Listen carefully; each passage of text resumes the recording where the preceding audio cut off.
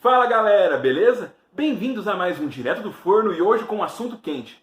Você sabia que no Brasil, nos anos 80, a gente quase teve um 11 de setembro? E você sabia que isso teve relação direta com as condições políticas e econômicas do governo de José Sarney? Bom, eu vou contar essa história pra vocês hoje, mas antes da gente seguir, já dá aquele like no vídeo, se inscreve no canal, compartilha com os amigos e galera, continuem comentando sugestões de temas, críticas sobre os vídeos, porque a opinião de vocês é muito importante, tanto pra gente fazer um conteúdo melhor, quanto pra continuar cada vez mais aumentando a qualidade do canal.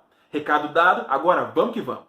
Esse quase 11 de setembro aconteceu em 29 de setembro de 1988. Era o voo da VASP 375. Um Boeing 737 com 105 passageiros e 3 tripulantes. A rota dele saiu lá de Porto Velho, em Rondônia, e ia, depois de 4 escalas, uma delas em Minas Gerais, para o Rio de Janeiro. É importante esse detalhe de Minas Gerais, porque é no aeroporto de Confins, em Belo Horizonte, que o sequestrador vai entrar. Naquela época, antes do 11 de setembro de verdade, a maior parte dos aeroportos do mundo não tinha essa preocupação que a gente tem hoje, de conferir bagagem, de fazer raio-x, de fazer detector de metais. Muito menos um aeroporto interiorano como era o aeroporto de Confins há 30 anos atrás. Dessa forma, o sequestrador Raimundo Nonato, um maranhense que vivia em Minas Gerais e trabalhava como tratorista em uma construtora e que tinha acabado de ser demitido, acabou subindo em voo e anunciou o sequestro quando estavam mais ou menos no espaço aéreo do Rio de Janeiro. Esse anúncio se dá com Raimundo, armado da sua pistola .32, indo em direção à cabine dos pilotos e ele logo é interrompido por um comissário de bordo. Esse comissário tenta explicar para ele que ali é a cabine dos pilotos, mas logo o sequestrador vai pegar sua pistola e dar um tiro que vai pegar de raspão na orelha do comissário. Nesse momento, os pilotos dentro da cabine conseguem perceber que está acontecendo um tiroteio dentro do avião. O sequestrador, então, vendo que a porta se encontrava trancada, vai começar a dar tiros nela para ver se abria. Só que naquela época, mesmo a porta estando trancada, ela não era blindada. Dessa forma, as balas foram passando pela porta e atingiram tanto o painel da própria aeronave, quanto vai pegar na perna de um engenheiro de voo que estava lá. E aí o piloto, que era o comandante Fernando Murilo, vai falar: abre essa porta ou ele vai matar todo mundo. Porém, enquanto o sequestrador vai entrando na cabine do piloto, o próprio comandante Fernando Murilo vai acionar o código 7500, que significa que o avião estava sendo sequestrado. Nesse momento, então, os controladores de voo, que naquela época eram administrados pela Força Aérea, já estão cientes que o avião estava acontecendo alguma coisa lá. Só que aí, os controladores de voo vão fazer a resposta para confirmar a situação do avião. Nisso, o copiloto Salvador Evangelista vai tentar responder o sinal de rádio, que é quando Raimundo, então, armado ainda, vai dar um tiro na nuca que vai matar o copiloto. Com esse engenheiro de voo fraturado na perna, com o copiloto morto, o comandante Fernando Murilo acaba de ouvir as ordens do Raimundo. A nave, que estava indo para o Rio de Janeiro, tinha que dar uma volta e ir para Brasília. O objetivo era simples. Eles iriam se jogar contra o Palácio do Planalto. Raimundo queria matar o presidente José Sarney, que ele culpava ser o causador de todas as desgraças que estavam acontecendo no Brasil e na vida dele. Tanto a conjuntura econômica maldita que estava acontecendo, que eu já vou explicar qual é, quanto a demissão dele da construtora. O que o Raimundo não sabia é que o Fernando Murilo tinha conseguido mandar sinais de rádio para a torre de comando, o que deu para eles saberem das intenções de atingir o Palácio do Planalto, o que fez também com que o José Sarney conseguisse fugir de lá. Além disso, a Força Aérea, respondendo ao chamado do sequestro de avião, mandou um caça-Mirage para ficar colado, para que qualquer coisinha acontecesse, ele estivesse lá pertinho para fazer ou um abatimento, ou um controle do avião, alguma coisa do gênero. E vale notar que eu falei que a Força Aérea administrava, eles ainda administram, só claro, os operadores de voo são civis. Quando eles estão se aproximando de Brasília, o piloto vai jogar o papo para o sequestrador que está tendo muita nebulosidade na cidade esse dia. Dessa forma, ele não conseguia nem achar o Palácio do Planalto para poder jogar o avião lá. O sequestrador vai cair nessa argumentação. Porém, o piloto também vai tentar implorar para pousar no Aeroporto Internacional de Brasília ou na base aérea que tem em Anápolis, justamente porque tinha um problema real. O avião estava ficando sem combustível. Afinal de contas, saiu de Porto Velho, fez 4 escalas para ir para o Rio de Janeiro e agora estava indo para o Brasília, precisava abastecer e tinha perigo real do avião cair e matar todo mundo a bordo. O Raimundo Nonato, então, vai tomar uma decisão bem aleatória porque ele estava bem errático, segundo as testemunhas naquele momento. Ele decide ir para São Paulo. O piloto vê que não tem combustível para chegar a São Paulo e, como eu disse, pode todo mundo cair e morrer. Então, ele vendo que estava se aproximando de Goiânia, resolve então começar a desestabilizar o sequestrador. Ele então vai executar uma manobra chamada Barrel Roll com um Boeing 737. O que é um Barrel Roll? É quando você pega um avião e gira ele 360. Isso, fazer com um caça da Esquadrilha da Fumaça, é sensacional, bonito, mas com um Boeing cheio de gente, isso, o maior perigo nem era o pessoal desmaiar ou sair voando pelo avião. Era simplesmente a fuselagem do avião não aguentar tamanha manobra. Essa manobra, mesmo sendo arriscada, não consegue jogar o cara no chão, nem fazer com que ele perdesse a arma. Ele se segura em algum lugar e fica tudo bem. Porém, vendo que Goiânia estava se aproximando, o piloto vai decidir então fazer mais uma manobra arriscada para ver se ele consegue ganhar tempo para pelo menos chegar no aeroporto de Goiânia. Dito e feito, ele vai fazer mais uma manobra arriscada, que é o parafuso, que realmente vai rodando enquanto continua seguindo.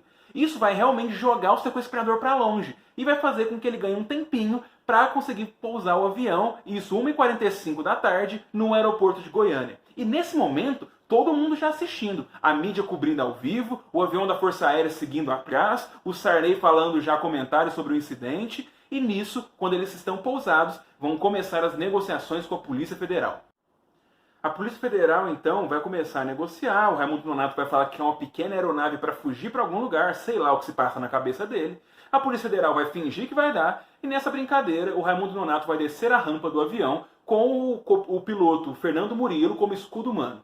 Nesse momento, um sniper da Polícia Federal vai atirar no Raimundo Nonato, ele vai errar, e o Raimundo, vendo que vai ser alvejado por uma emboscada, vai meter um tiro no piloto, que vai sobreviver. Quando ele vai atirar, a Polícia Federal então começa a atirar pra caramba, vai acertar 3 tiros nele e ele vai cair. Ele não vai morrer e vai pro hospital, vai ficar uns dias lá, vai melhorar, só que aí misteriosamente ele vai morrer e quando o legista, que era o Badam Palhares, vai lá fazer o certificado de óbito, a causa vai ser anemia falciforme. Um final muito misterioso para um sequestro também muito aleatório como tivemos na década de 80. O piloto Fernando Murilo, que salvou o José Sarney impedindo que jogassem o avião no Palácio do Planalto, disse que ele nunca recebeu nenhum obrigado do presidente. Mas como chegamos ao ponto de um cara pegar um avião só para matar o Sarney? Para falar isso, eu já falo um pouquinho do contexto dos anos 80 que o Sarney está inserido. Ele vai acabar virando vice-presidente da Nova República na chapa do Tancredo Neves naquela eleição indireta que decidiu o primeiro presidente civil em 85, pós-fim da ditadura. Quem quiser mais saber sobre isso, tem um vídeo aqui que eu fiz, tá aqui no card para vocês verem. Bom, o José Sarney, ele era um cara que tinha conexão com a ditadura, mas como ele era um desafeto do João Figueiredo, ele se recusou a apoiar como candidato do PDS para as eleições de 85 o Paulo Maluf. Dessa forma, o José Sarney então vai pegar uma galera do PDS, que vai se tornar a Frente Liberal, uma facção que não era um partido, vai se juntar ao PMDB do Tancredo Neves e vai fazer a Aliança Democrática, a chapa que vai ganhar a presidência em 85. Mas José Sarney estava ali como vice-presidente muito mais como símbolo de uma aliança entre alas moderadas tanto do PMDB quanto do PDS que Tancredo Neves acabou articulando do que realmente um ator político que iria propor alguma coisa para o novo governo. Dessa forma, além de ele estar ali meio que decorativamente, ele não era bem quisto nem pela população em geral. Mesmo ela não tendo eleito o Tancredo Neves, foi uma votação indireta em 85, a população simbolizava no Tancredo realmente um civil assumindo, democracia voltando, e o vice-presidente sendo José Sarney, o cara que foi presidente do partido governista nos últimos anos, não ficava bem. Ele era uma decoração, um entulho autoritário, não cabia bem naquele contexto.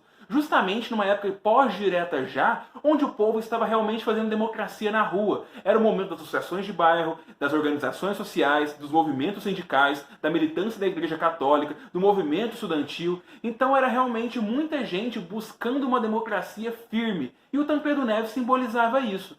Porém, a vida tem dessas. Tancredo Neves vai ficar doente, vai acabar morrendo e a posse do Executivo Federal ficou para José Sarney. Coube ao destino, então, colocar um cara que sempre esteve do lado dos militares para iniciar o primeiro governo civil pós-ditadura. José Sarney sabia que ele não tinha todo aquele charme, toda aquela popularidade e, principalmente, ele precisava ter uma dinâmica necessária para conduzir a crise econômica que o Brasil estava sofrendo desde o fim da década de 70, que os militares já estavam sofrendo, que era uma crise inflacionária, uma crise de déficit público gigante. O Brasil tinha acabado de sair de uma recessão gigante, que foi a crise de 81 ou 83. Então o Tancredo Neves, quando ele iniciou o ministério e fez as negociações, ele sabia que ele precisava de governabilidade para o Brasil ter pelo menos uma solução para os problemas atuais. Naquele momento, então, Sarney acabou apenas colocando o que o Tancredo Neves já tinha negociado em prática, mas ele sabia que ele precisava de uma agenda, de uma política. Isso vai acabar vindo com o Plano Cruzado que vai ser feito no começo de 1986. José Sarney, naquele momento, tinha uma preocupação muito grande com a inflação, que estava chegando já à casa dos 3 dígitos. Então ele vai tomar uma medida bem heterodoxa. Ele vai mudar a moeda, que na época era o cruzeiro e vai virar o cruzado. Ele vai congelar os preços, vai reajustar salários mínimos e vai colocar um negócio chamado gatilho salarial. Toda vez que a inflação batesse 20%, aconteceria um reajuste no salário da população. Salário mínimo, bolsa, essas coisas. E nesse momento o Brasil nunca foi tão feliz. A população apoiou demais essa política do presidente, principalmente porque ela congelava o preço dos produtos e as pessoas conseguiriam ter acesso a produtos básicos. Isso é muito bom para as camadas mais baixas, porque a inflação acaba corroendo o salário mínimo das pessoas. Dessa forma, o Sarney consegue encarnar uma política que ele vai lançar, que são os fiscais do Sarney. Pessoas comuns que estão armadas da ficha da SUNAB, que era a Superintendência Nacional de Abastecimento, com todos os preços tabelados, e essas pessoas iam de supermercado em supermercado vendo se os preços estavam corretos. Mas o Sarney foi malandro. O Plano Cruzado deu uma grande popularidade para ele. Foi para mais de 70% de ótimo ao bom e 20% de regular. O povo amava ele. Só que, quando ele viu que não dava mais para o governo continuar bancando os reajustes e fazendo o congelamento, ele vendo que as eleições de novembro de 1986, que seriam para governador, para deputado federal e estadual e para senador, e olha a importância disso. Os senadores e os deputados iriam, ao mesmo tempo que legislar sobre o Brasil, seriam os constituintes. Eles fariam a Constituição do Brasil, que seria lançada em 88. Dessa forma, o Sarney queria ter controle sobre as bases que iriam votar as leis que iriam para a Constituição. Então, até o último dia de eleição, um dia antes, na verdade, em novembro de 86, ele vai congelar os preços. Depois das eleições, alguns dias que nós teremos, ele vai meter o Plano Cruzado 2, que vai fazer um reajuste gigante nos produtos, vai realmente dar um gatilho imenso para a inflação ir em frente e vai ser um grande estelionato eleitoral na cabeça do povo. Como assim? Para você ganhar uma eleição, você congela o preço até o último segundo e quando você ganha, você vai lá e volta tudo com um tarifaço gigante? O Sarney teve um ganho enorme com essa eleição. Dos 23 cargos em disputa para governadores, o PMDB, que era o partido dele, ganhou em 22. De deputados federais, ele elegeu 487. De senadores, ele elegeu 49. De deputados estaduais, ele elegeu 953. Foi um ganho gigante. Além de ele ter colocado os deputados federais e senadores da base dele para opinar na Constituinte. E isso foi um absurdo para a galera, porque o Sarney representava realmente a galera mais moderada, mais centro, mas também mais direita e conservadora, inclusive setores militares. Isso, num momento de contexto brasileiro com muita democracia direta e, como eu disse, movimentos de rua, ficou muito mal. Que no tarifaço que teve depois, ele aumentou em 120% a energia elétrica, 60% a gasolina, 80% os automóveis, 100% as bebidas, 100% os cigarros. Naquele momento o Brasil fumava pra caramba. Então, realmente pegou muito mal, o que fez com que a popularidade dele, em 87, caísse para 7% de aprovação. Então, nesse começo, a gente já está vendo o Sarney derreter. Junto a isso, ele ainda vai confrontar a inflação que o Plano Cruzado não curou. Em 86, o ano do Plano Cruzado, a inflação no ano ficou em 80%. No ano seguinte, ficou em 360%. Em 88, foi para 980%. Em 89, o último ano de governo de Sarney, a inflação estava em 1.972% ao ano. Sendo que em dezembro, a inflação estava 50% ao mês. A gente não tem noção, a minha geração não tem noção do que foram os anos 80 nesse quesito. Mas as camadas mais pobres, principalmente, sentiram na pele o que era uma inflação tão grande. E isso representou o contexto certinho para ter atentado contra o Sarney. E foi isso, galera. Esse é o contexto dos anos 80, tão complexo e que motivam o Raimundo Nonato a sequestrar um avião justamente para descontar a raiva no presidente José Sarney. Isso porque eu não entrei no mérito de escândalos de corrupção, de briga dentro da Constituinte, atitudes de censura que o Sarney vai executar, de usar os militares para acabar com greve, para matar gente, como o massacre de Volta Redonda em 89. Então são coisas assim que a gente tem que lembrar para a gente realmente ver que existiram governos piores que Dilma, Bolsonaro, entre outros. Ou pelo menos estão no mesmo patamar.